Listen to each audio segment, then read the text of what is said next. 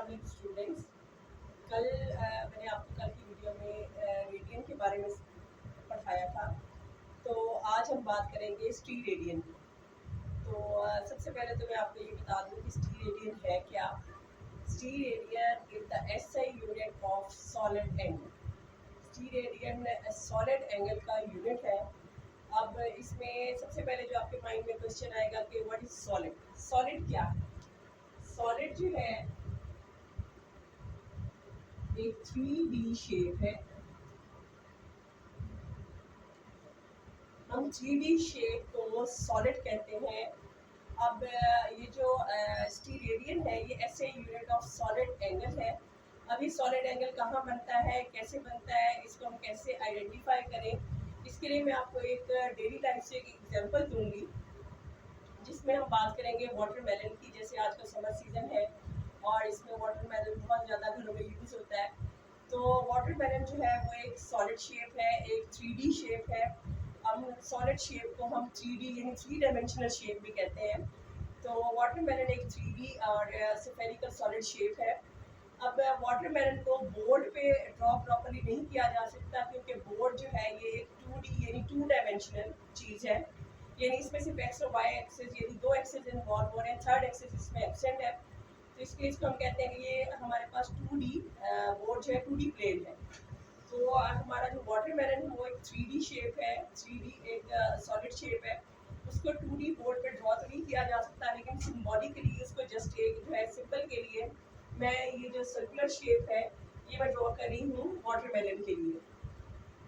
अब अगर ये हमारे पास सपोज करें कि ये हमारे पास मैंने ये वाटरमेलन की शेप बनाई है, ये हमारे वाटरमेलन का एक सेंटर है। इसके सेंटर से लेकर सर्कमफेरेंस तक जो भी एक लाइन होगी, आपको पता है कि उसको हम कहते हैं कि वो एक रेडियस है और सबके सब रेडियस जो होते हैं उनकी लेंथ इक्वल होती है। सपोज कि मैं यहाँ पे इसको कह रही हूँ कि ये रेडियस हमारे पास 5 सेंटीमीटर का है। अब हम बात कर रहे हैं कि ये हमारे पास एक वाटरमेलन है। हम एक शॉपकीपर के पास गए और वहाँ पे हमने एक वाटरमेलन लिया।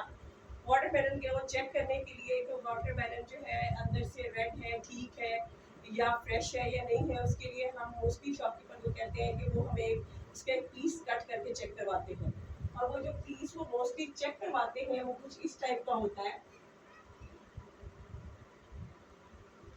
एक कोन शेप का ये पीस को चेक करवाते हैं। अब देखिए बेटा कि ये जो हमारे पास ये जो कौन सी ये शेप उन्होंने हमें चेक करवाई, इसके ऊपर अगर हम यहाँ पर देखें तो यहाँ पर एक छोटी सी शेप बन रही है।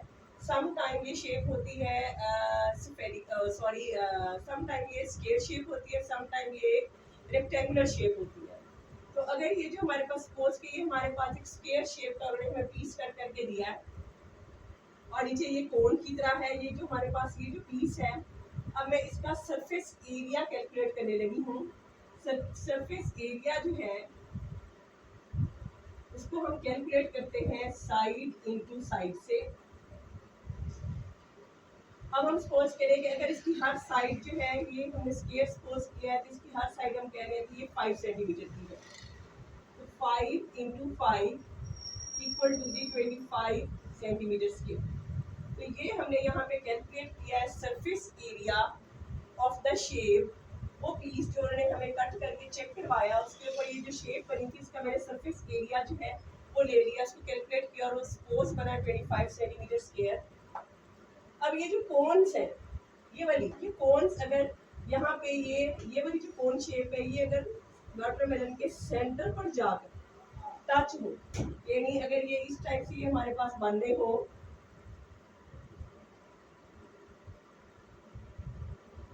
अब यहाँ पे हमारे पास ये अगर हम देखेंगे ये जो हमारे पास सरफेस एरिया है ये हमारे पास है 25 centimetre square. On the other hand जो हमारे पास रेडियस है, रेडियस ऑफ जो है इस ये वाटरमेलन का जो रेडियस है वो अगर हमारे पास 5 सेंटीमीटर है, हम इस रेडियस का स्क्वायर ले लें अगर, तो इस रेडियस का जो स्क्वायर है वो हमारे इसी में से जो हमने एक शेप कट की थी उसके सरफेस एरिया के बराबर है।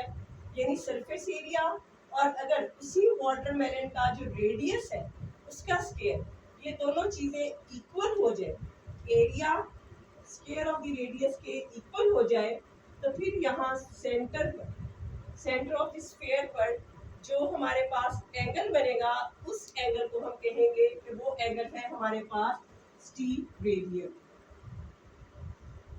इसको हम ऐसे डिफाइन कर सकते हैं कि steradian is the solid angle subtended at the centre of the sphere by an area of the surface whose area is equal to the square of the radius of the sphere। तो ये हमारे पास बेटा स्टीरेडियन है कि ये हमारे पास एक SI unit of 3D shape यानी सॉलिड शेप का ये एक एसआई यूनिट है, सॉलिड शेप के एंगल का एसआई यूनिट है। और उसको मैंने आपको थोड़ा सा वाटरमेलन की एग्जांपल के थ्रू समझाया है कि अगर हमारे पास वाटरमेलन में से एक शेप कट की जाए, उस शेप का जो सरफेस एरिया है वो इसके रेडियस के स्क्वायर के बराबर आ जाए तो फिर इसके सेंटर पर जो एंगल बनेगा वो होगा स्टीरेडियन। होपफुली बेटा आपको समझ आ गई होगी। नेक्स्ट इंशाल्लाह फिर नेक्स्ट आर्टिकल में है, नेक्स्ट आर्टिकल आपको पढ़ाऊंगी डायमेंशनल एनालिसिस। अल्लाह हाफिज़।